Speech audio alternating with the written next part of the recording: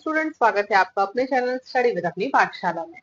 आज हम अपने इस वीडियो में देखेंगे संधि मास्टर की बोर्ड परीक्षा का हैक, मतलब संधि के बारे में हम समझेंगे, देखेंगे और इनकी कुछ ट्रिक्स को भी हम समझेंगे जो कि हमें बिना रटे पहचानने के लिए विच्छेद कैसे करेंगे और कैसे संधि को पहचानें। चलिए देखते हैं।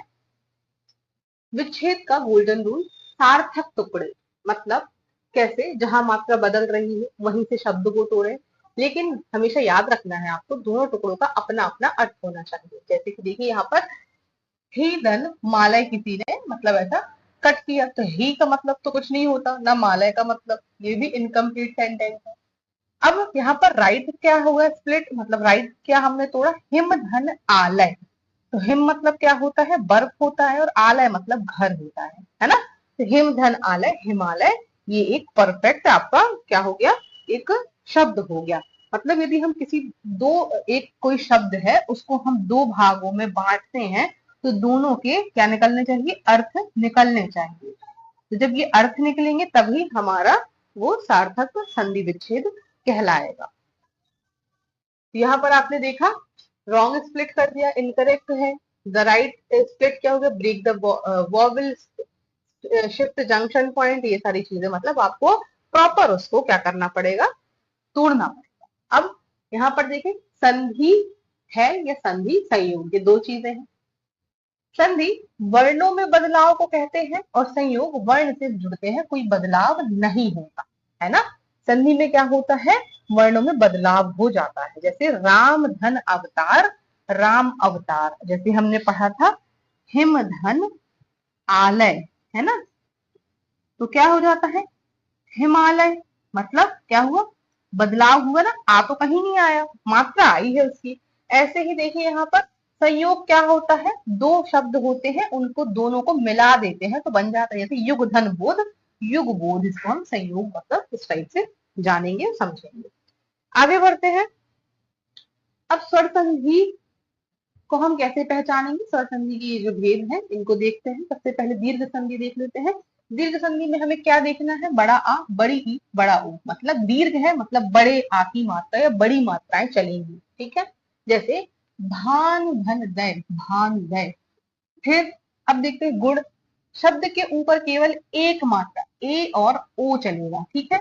ये आपके की पॉइंट्स हैं, इनको बिल्कुल से नोट करते जाइए। जैसे ये सारणी बनी है, चाहे तो इसका स्क्रीनशॉट ले लीजिए। अब ए और ओ की मात्रा, नर धन इंद्र, नरेंद्र, है ना, ई से बन जाता है और ई से इंद्र बनता है। महाधन उत्सव, महोत्सव। तो ए की मात्रा आ गई और ओ की मात्रा आ गई, तो ए और ओ से क्या बनता है, हमारी गुण संधि बनती है। वृद्धि संधि, शब्द के ऊपर दो मात्रा है ना, ए और औ, ए और औ बनता है। एक मात्रा सॉरी, ए और ओ एक मात्रा वाले गुण, और वृद्धि मतलब उससे आगे बढ़ गए जो वृद्धि संधि हो जाती है, ए और औ मतलब वृद्धि हो जाना। जैसे सदा धन एव, सदैव। यण संधि देखें, या व र, मतलब या से यण और या से या व र, या पहले कोई आधा अक्षर आ जाए, है ना। तो या तो यावरा शब्द में हो या फिर पहले कोई आधा शब्द है। जैसे सुधन आगत, स्वागत, ये हो गया। इसके बाद अयादि संधि की ट्रिक, ए आय अव आव, ये बिल्कुल याद रखें, मैंने बताया है जो आपके जो की पॉइंट्स है, की वर्ड्स हैं, इनको बिल्कुल याद रखें। दीर्घ संधि में बड़ा आ, बड़ी ई, बड़ा ऊ। गुण संधि में ए और औ की मात्रा, वृद्धि में एक और मात्रा बढ़ जाए, ए और औ हो जाए। यण में या व र हो जाए या फिर कोई आधा अक्षर आ जाए। तो ये आपके पूरे की पॉइंट्स हैं, इनको बिल्कुल इंपॉर्टेंटली तरीके से याद रखें। अयादि में ए आय अव आव, है ना, ए आय अव आव की ध्वनि यदि आए, इनसे हम अयादि संधि को पहचानेंगे। अब शब्द अधिकतम 3 अक्षरों का भी होगा, एक ये ट्रिक भी याद रखें। अयादि में हमेशा क्या होगा, 3 शब्दों का ही बनेगा। जैसे ये देखो बना है नयन, तो ने धन अन हो गया नयन। इस प्रकार से हमने इन संधियों को यहाँ पर समझा। यदि आपको कहीं डाउट लगता है तो प्लीज कमेंट सेक्शन में जरूर डालें कि आपको यहाँ पर डाउट है। इसके बाद व्यंजन संधि को समझते हैं। यहाँ पर व्यंजन संधि बिंदी के रहस्यों में संधि। व्यंजन संधि हमेशा ऊपर बिंदी लगी होती, शब्द के ऊपर बिंदी हमेशा लगी होती है।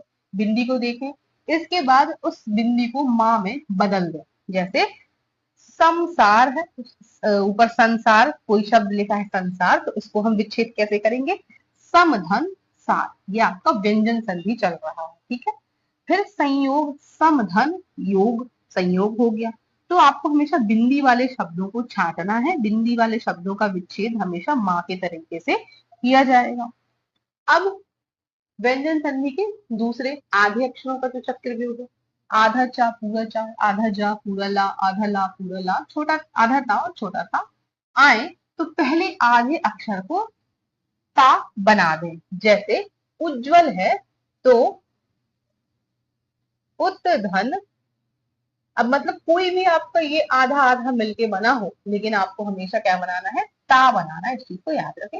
उत्धन ज्वल, तल्लीन तो तत् धन लीन। आप ये चीज याद रखें, आप कितनी भी संधि को रट लें, पर ये जो आपको कीवर्ड्स बताए जा रहे हैं, इसको यदि आपने कहीं नोट करके 2-3 बार बस रिवाइज कर लिया ना, तो यकीन मानेंगे आपको दोबारा संधि को देखने की भी जरूरत नहीं पड़ेगी।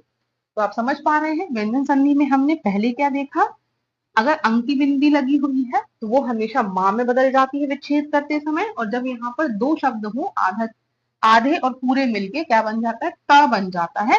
तो क्या हो गया, उत धन ज्वल, और तल्लीन का हो गया तत् धन लीन। इस प्रकार से हमने इसको बनाया। अब देखिए दूसरा पार्ट इसी का, यदि शा है तो शा का नियम क्या है, यदि शा आए तो वो सा बन जाता है। जैसे विषम तो वि धन सम, है ना, इस प्रकार से।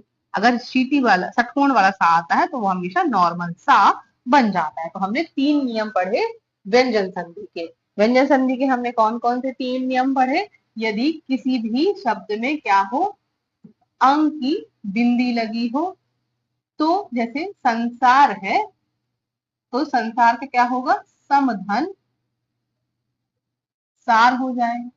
इसके बाद हमने क्या पढ़ा, कोई भी इस प्रकार से आधा और पूरा शब्द बना हो, तो जैसे हमने क्या पढ़ा था, उज्जवल, ये क्या बन जाता है, सा बन जाता है, और ये आधा अंकी बिंदरी माँ बन जाती है ना। तो हमने क्या देखा, उज्जवल को कैसे विच्छेद करेंगे, उत धन ज्वल, ये देखा हमने। इसके बाद हमने क्या देखा, शब्द में यदि शा आए तो क्या कैसा शब्द देखा हमने, विषम, तो शा क्या बन जाता है, नॉर्मल सा बन जाता है। तो ये हो जाएगा आपका द्विधन सा। ये तीनों चीजें हमने देखी, ये देखिए यही हमने देखा। आगे बढ़ते हैं, इसके बाद विसर्ग संधि। अभी हमने व्यंजन संधि देखी, अब विसर्ग संधि जो संस्कृत में अधिकतर हमेशा 2 बिंदियां आगे लगी होती हैं, उसके संधि के आपको नियम देखना है। बीच में यदि आधा शा या सा, मतलब तीनों सा आ जाए, है ना, बीच में शब्द के, उसे हटाकर हमेशा आपको अह की मात्रा लगानी है। ठीक है, जैसे यहाँ पर लिखा है निश्चय तो निधन चय, नमस्ते तो नमः धन ते। मतलब जहां पर भी वो सा मिले आपको, आधा सा, उसके जस्ट आपको बाद से, मतलब आपको क्या लगाना है, अह की मात्रा लगानी है। जैसे यहाँ पर है निश्चय, तो क्या हुआ, सा आ गया, तो निह धन चय, निश्चय।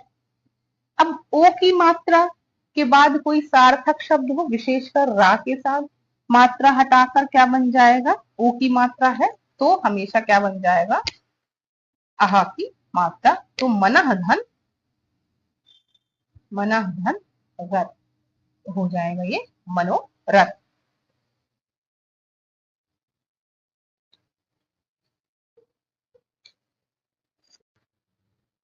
तो यहाँ पर हमने ओ की मात्रा के साथ भी हमने देख ली विसर्ग संधि। आगे बढ़ते हैं, अब यहाँ पर आपको सारी चीजों को रिवाइज कर लेते हैं हम, कि सबसे पहले दीर्घ स्वर संधि के नियम देख लेते हैं। क्या शब्द में बीच में मात्रा आ बड़ी ई और ऊ आए तो ये हो जाता है आपका दीर्घ, ए और ओ आए तो आ जाएगा आपका गुण, और ए और औ आए तो हो जाती है वृद्धि, वृद्धि संधि हो जाती है, ये हो जाएगा आपका दीर्घ स्वर संधि।